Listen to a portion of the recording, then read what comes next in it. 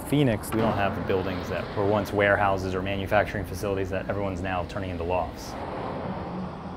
We don't have the manufacturing facility where boats had been made here for 100 years and now they're cool lofts. So this shipping container allows us to bring a little bit of that richness that's really missing here in Phoenix. So this tells a little bit of the story of where these things have been. They've been all over the world traveling, and now they're here stuck in Phoenix. And for someone to live in that is really kind of a good story.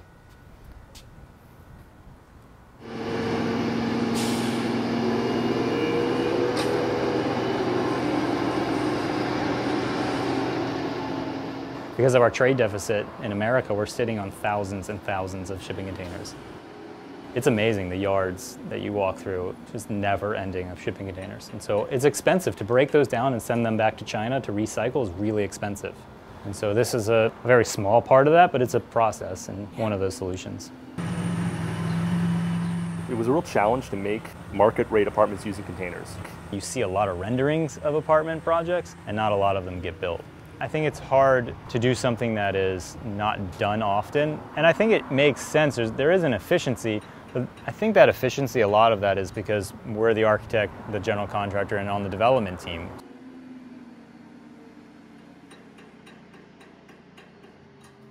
The container set took probably 4 hours. We had never done it before, so we had a lot of backup plans going into it.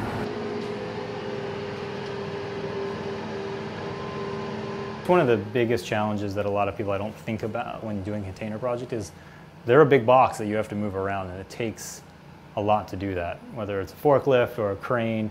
And so you have to be really efficient about what you do, when you do it, and where you do it. These got delivered from Long Beach. It's not like you say, hey, Long Beach, I want to come look at containers, and they come out. You say, okay, move that one over, I want to look at that one, move that one over. They thought I was crazy, right? So I go out there and there's thousands of containers and I say, I want all blue ones. Really, you just have to hope for the best. You can get a kind of grade of shipping container that's cargo worthy, and we found a broker that was willing to work with us and get all blue ones. And so they get sent here, and you get one day and maybe you get 3 the next day or next week. And you have to be able to unload them, right? So having a small site and having the infrastructure to do that, really, it's difficult. So we had a yard that these all went to. We did some work on them before, and then one day, we thought it was going to take us 2 days to set them. The first day we were done by 2 o'clock that day, and so it was really great how quickly they went together. Yeah, so the doors, they alternate between downstairs and upstairs. But the doors are kept just as they are. We welded them in place. They don't move. So you couldn't close them up? Not on this project. I mean, I think in places where, for example, Charleston, South Carolina, where you have hurricanes come through, I think it'd be really great to build something like this and to be able to close it up. And then after the storm, you just open it up because they're not going anywhere. We kind of stayed true to how the container works. They're connected together on top just the way they're connected on boats. Really? There's a cam lock that they set them down and then you turn the cam lock. And so that's true to how the container works, not to fight it, but let's use it as it is. Then you can see the base of these are on really just a spread footing. They're off the ground, and so the containers sit on 4 points. That's how they're made to ship. And so that's what we did, is we rested them on 4 points. So these things float off the ground, and for us it's great. It only touch the landscape in a very small amount of points. It's also great for water retention. It doesn't allow, we don't have to cover the entire ground with it. Some of the design process, what we do, and that's one of those things in the field, is we had all these containers sitting in a yard, and we said, okay, this side makes a lot of sense for here, mark that A. This side, let's put that on the inside because it has a big dent in it. It's kind of a puzzle. You have to figure out which container goes where.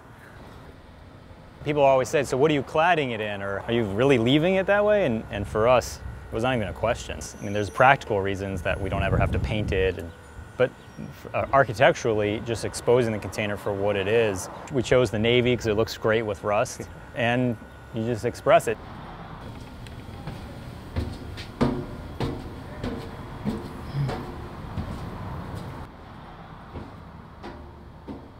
The shipping containers are made from Corten steel, so as it rusts, it seals itself. And they're made for really harsh environments, crossing the ocean and salt water and storms, and so they're really durable. And you can see kind of the rust coming through. It's different than typical steel that can rust through. These won't rust through it. You know, the joke in the business is we call that patina, right? It starts to gain character. It's not ugly rust, it's patina. You know, we are generally okay with all this type of scratches. I mean, these things have been shipped and carried and moved around, and so there's a lot of damage that you know, we had some specifics about too large of dents towards the inside. You can see this one right here has a dent towards the outside. They've patched in a panel. You can see that that's welded through there. All of that was okay for us. As long as your corner posts are not damaged, structurally you're okay, and so that was important.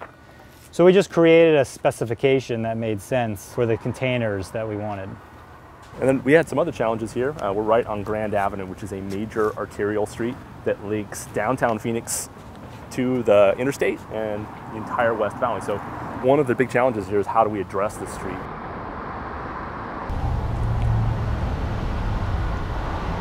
We actually faced the containers inward towards the central courtyard. We really wanted to create something that allowed the residents to feel safe.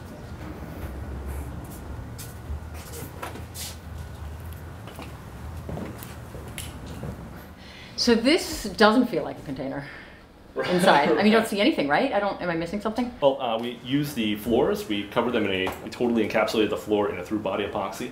And then every unit is 2 containers. So here we're able to keep the exterior skin. We're able to open one of the doors, use the existing opening and structure to glaze. So I think you really get a sense that you're in the container when you're looking out the main window. Each apartment is 2 40-foot shipping containers. They're high cubes, they're 9.5 feet. We were able to get an 8-foot lid out of that. Still have room for all of our utilities and stuff running in. So right down the middle is the joint between the 2 containers. So this is one 8-foot container, here's the other one. We kept a really simple, open, modern floor plan. So there are actually no doors that separate the living space from the bedroom space. And I think one of the strong design moves we made here going into this project, because we've never done a shipping container project before, we wanted to make sure we had as few unknowns as possible, is we built a conventionally built masonry core that houses all the mechanical, plumbing, and electrical. If you imagine, this is the outside wall of the container. We cut a hole in the container, and this actually is in the conventionally built masonry core. So all the plumbing, all the water, all the sewers, all in that conventionally built core. And the importance of that is actually not that it's less expensive, but on this first project, we're using subcontractors who are not familiar with working in shipping containers, and we want to pay a premium based on the unknown. So our mechanical, plumbing, and electrical guys and fire sprinkler guys very easily wrap their minds around masonry built structure with wood framing. And so the wet side of the kitchen, all the water and sewer is on this side, which is actually in the conventionally built part of the structure. And then the dry side, just the electrical side of the kitchen is on this side. And we have the laundry on the conventionally built side, and we also have the bathrooms on the conventionally built side. Yeah, so you're stepping out of the container into the conventional core. This happens to be the ADA unit as well. So we've got ADA shower and grab bars, etc. This is not the container anymore. You've added on. Right. Okay. Yeah, when you're outside, you'll see between the stacks of containers is a masonry structure. That's what we're standing in right now. It houses all the wet plumbing. Because you didn't want to try to fit everything into the container because it's just easier building that way, or? It wasn't actually easier building that way now that we've done it, but before we did it, we didn't know that, and the subcontractors actually going to be doing the work didn't know that, so we didn't want to pay a premium on the unknown. This is actually fairly large. I mean, this is a queen bed, and you're able to have a lot of space. Yeah, because we have 2 containers together. We've come in roughly a foot on each side, so you're left with approximately 14 feet wide. So this is 740 square feet. It's a 1-bedroom, but it's a large 1-bedroom. We thought that it made a lot of sense for a shipping container to not necessarily cram as much as you can into it, but have more of an open feel. The floor is one of those really important things because the floors tell a story. You can see what was scraped through it, and there's barrel rings and things like that. As you can see the treads from where a tire laid in here. See right here, these increments. Well, these were made so the forklifts drive in here, drive out, and so you can see even here where there's treads, and we just sealed it all in. See, these are steel plates that are on every container where if you have a bed or something, they can pick them from the back of a tilt truck. It caves in so that when it sits on a truck, it fits the rigging. Yeah, so this is 1.125" plywood, and then this is steel. So all the white pieces are steel. Here, kind of talks about what was on the floor as we sealed it. We don't have a lot of this in Phoenix, right? So it brings a little bit of a richness. I always get the comment when I do a container thing that, oh, it's dangerous, the chemicals in the floor, don't, you know, can you address that? Yeah, so we source containers that were allowed to be shipped into Australia, which has much more strict pesticide regulations. That, and just to be safe, we totally encapsulated the floor. So it's multiple layers of a through body epoxy. This is conventionally framed on the interior in order for us to get our radiance knocked down and for us to get our insulation value to meet residential codes. That's probably the funniest question we get all the time. Yeah. People always ask how we cool it in the desert. Why aren't they hot? For us, we do a lot of houses actually out of steel. Clad in steel.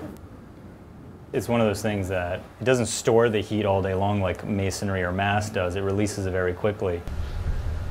Even though our walls are much higher R value than what the code requires, we haven't had an issue. These things are incredibly efficient.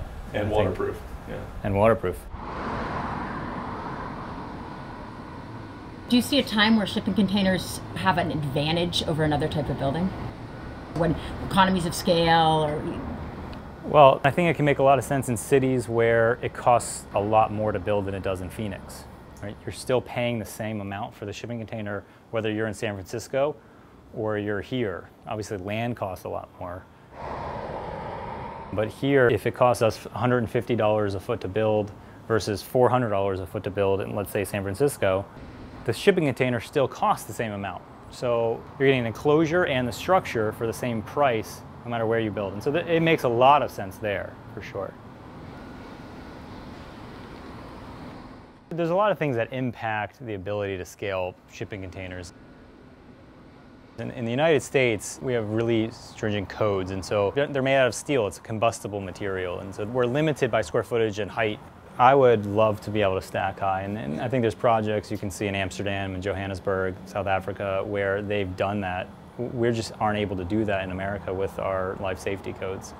So condos, we can go 4 high, apartments 3 high, and so if you clad or monocoat with a fireproofing material on the outside, then you definitely could do that.